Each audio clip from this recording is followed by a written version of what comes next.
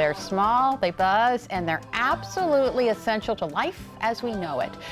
Bees, they don't ask for much, just a few flowers, some sunshine, but they give us so much more in return. These powerful pollinators play a huge role in our food supply and health of our planet, which is where the new honeybee apiary park at UMES Research Extension and Teaching Farm comes into play.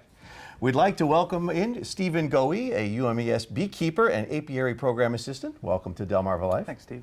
So before we start talking about all the stuff you brought, let's find out about you. How did you get into beekeeping? Wow, I have been doing it probably close to 10 years. It's always kind of been in the back of my mind. We were living at the time right outside DC in a very tiny house without much space. So I had an opportunity a few years ago when I had friends move out sort of to the country, and I was able to put my hives on their property, and that really got me started. And then a few years ago we moved down to the Eastern Shore, and now we have a lot of land and a lot of bees. A lot of bees, yeah. So tell us about the beekeeping program. Yeah, we just put the finishing touches on our new apiary. It's a beautiful, beautiful space that we're going to use as a real outdoor classroom to educate farmers and the community about the importance of pollinators and their role in the environment.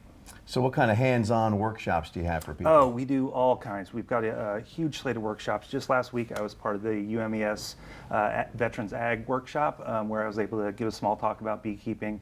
But we have workshops that take you from I'm not sure if I want to keep bees, so I just want to learn about them, to getting your hands on the equipment, setting up your hives.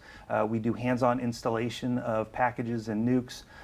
We do hands-on inspections and even honey harvesting. We're having that planned. And it truly is a hands-on workshop. We've got suits and gear for all the participants, so those of you who want to get suited up, you're welcome to do that. Wonderful. And you mentioned the equipment you have here. Can you tell us what is this? It looks like a smoker? Yes, yeah. This is probably one of the most important tools you can have, and that's your smoker. And you fill it up with wood chips. I like getting junk mail now.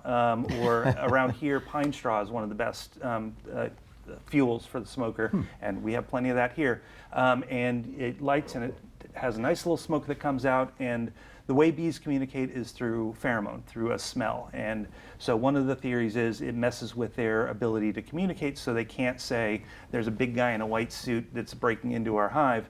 And it also mimics a forest fire. So they have to switch their resources instead of guarding the hive to getting prepared in case they have to leave. Okay, so that's so that you can get into the hive and do the work that you need. Yeah, and do the inspections. And if you do it right, it should take you maybe 10 minutes of just opening and looking. But your role as a beekeeper is to kind of do as little as possible.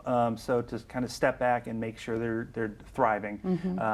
Check for things like a varroa mite or things like that, and treat if necessary. But really let them be themselves. You know, give additional food, add supers if they need to make more honey, and just check for diseases. So. It's fascinating. You got to be brave, right? It is. You will get stung at some point, and it's usually your fault. The last thing a bee wants to do is sting you because they'll die as a result. Right.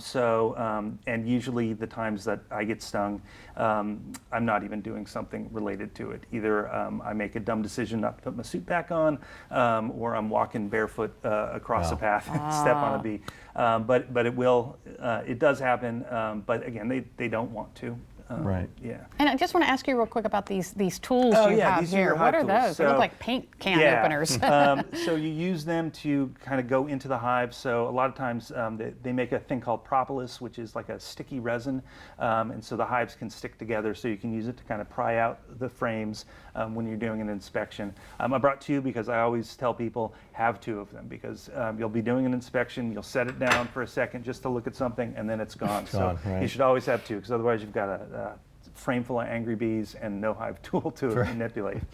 So tell us about the Small Farm Conference. What can people expect? Yeah, this is going to be our 22nd annual Small Farm Conference. It's going to be October 24th and 25th. Last year we had over 200 participants, so we've upgraded, and we're going to be at the Wacomico Youth and Civic Center. And again, October 24th, 25th. Our theme is Rooted in Resilience. We've got 3 tracks. We've got one for non-traditional agriculture. We've got one for business and marketing, and then another for agricultural research. And of course, we'll have beekeeping workshops throughout the day there. We're going to do on-farm tours where people can tour farms in the Delmarva area, as well as our new apiary. Okay, and if you want to go, again, that is happening real soon at the Wicomico Youth and Civic Center, the 22nd Annual Small Farm Conference, October 24th and 25th. We'll have all that information on our website, DelmarvaLife.com. Stephen Goey, thank you so much for being here. And you want to pay particular attention to our social media site, because this one here is going to get suited up. You get that online. Something's a buzz.